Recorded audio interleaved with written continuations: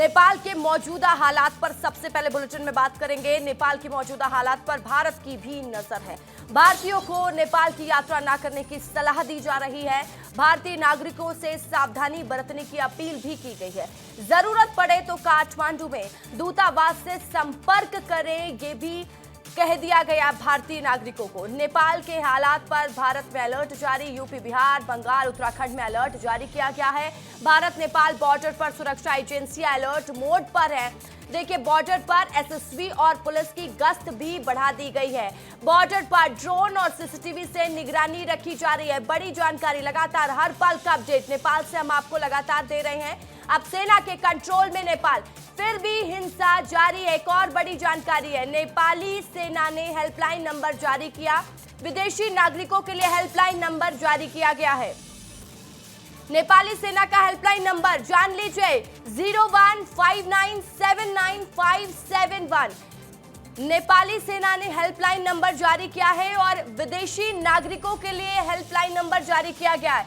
ये नंबर जान लीजिए, अगर आपके परिवार से कोई नेपाल में फंसा है तो आप ये हेल्पलाइन नंबर उनको दे सकते हैं, 0159795571।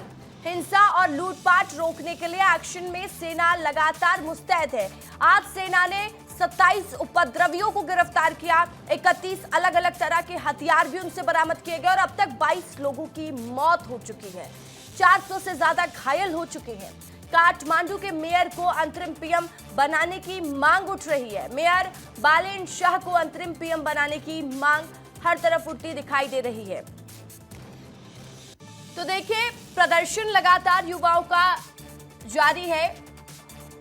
नेपाल की सरकार उसके बाद गिर गई। सरकार के खिलाफ गुस्सा इस कदर था कि चौथी बार नेपाल के प्रधानमंत्री का पद संभाल रहे केपी शर्मा ओली को इस्तीफा देकर अज्ञात जगह पर छिपना पड़ा है। 9 सितंबर यानी कि मंगलवार को दिन भर व्यापक हिंसा और विनाश के बाद देर रात सेना ने कमान संभाली। हालात पर काबू पाने के लिए सेना सड़कों पर उतर गई।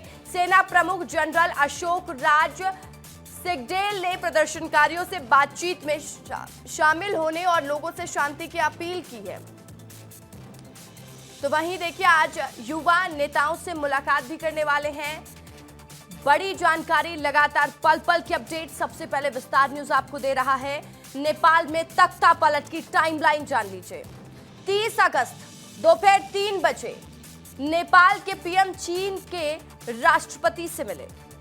4 सितंबर रात 12 बजे नेपाल में 26 सोशल मीडिया प्लेटफॉर्म को बैन कर दिया गया। 5 सितंबर सुबह 10 बजे छोटे मोटे प्रदर्शन काठमांडू में शुरू होने लगे। 8 सितंबर को सुबह 11 बजे प्रोटेस्ट और तेज हो गया। संसद के बाहर प्रदर्शन शुरू हो गया। तो वहीं 8 सितंबर को ही 12 बजे से लेकर 2 बजे के बीच में नेपाल में जो प्रदर्शन युवा कर रहे थे, वो प्रदर्शन काफी उग्र हो चुका था। शाम 7 बजे गृह मंत्री रमेश लेखा का इस्तीफा सामने आ गया। 8 सितंबर की शाम 7 बजे ही। रात 12 बजे सोशल मीडिया से बैन हटा। 7 शहरों के हालात बेकाबू हो गए, जिस वजह से 7 शहरों में नेपाल के कर्फ्यू लगाया गया।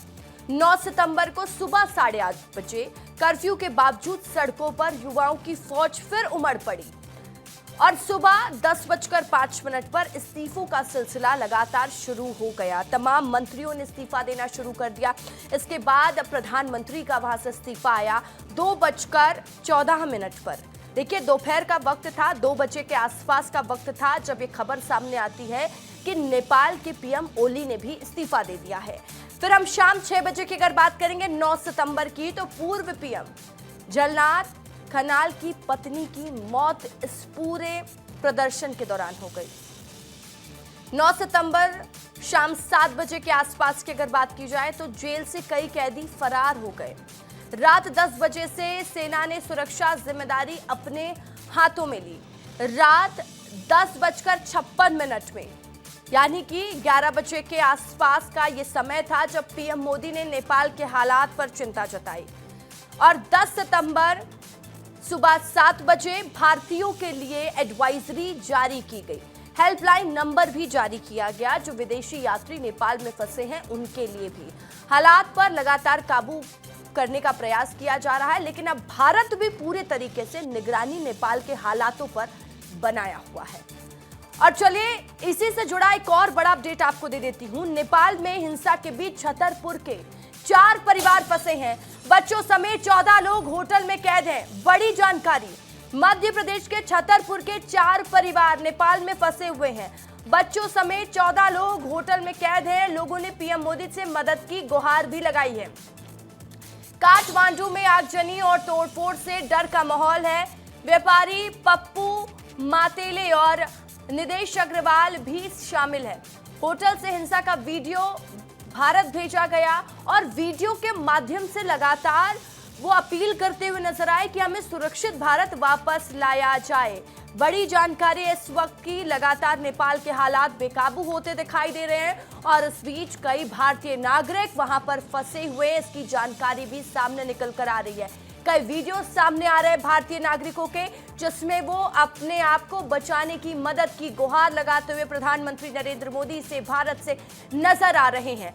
देखिए ये क्या कह रहे हैं। निदेश अग्रवाल हैं, ट्रांसपोर्ट कारोबारी हैं। एक बार सुनिए ये क्या कह रहे हैं। इस वक्त हम लोग काठमांडू हैं, पशुपतिनाथ के दर्शन करने के लिए आए थे। 4 फैमिलियां हम लोगों को अपनी निजी गाड़ी से आए थे, लेकिन मोदी जी से हमारी यही रिक्वेस्ट है कि हम लोगों को इंडिया वापस बुलवाया जाए। हम लोग यहाँ पे बहुत कष्ट में हैं। मैं आगजनी दुनिया भर का होटल से दिखाई देता है। हम लोग बहुत डरे हुए हैं। तो देखिए आपने सुना, उन्होंने जानकारी दी कि हम पशुपतिनाथ के दर्शन करने के लिए नेपाल पहुंचे हुए थे, लेकिन उसी दौरान एक व्यापक प्रदर्शन की शुरुआत हो जाती है, जिस वजह से वो फंसे हुए हैं। वहां के हालातों की जानकारी देते हुए नजर आए। उन्होंने गुहार लगाई कि जल्द से जल्द हमें सुरक्षित भारत वापस बुला लिया जाए। तो इस वक्त नेपाल के हालात लगातार बेकाबू हो रहे हैं और इस वक्त ये बड़ी जानकारी है। धीरे धीरे कई लोगों के वीडियो सामने आ रहे हैं। अभी तक ये जो जानकारी सामने निकल कर आई है कि मध्य प्रदेश के छतरपुर के 4 परिवार वहां पर फंसे हुए, देश के कई नागरिक इस वक्त नेपाल में फंसे हुए हैं।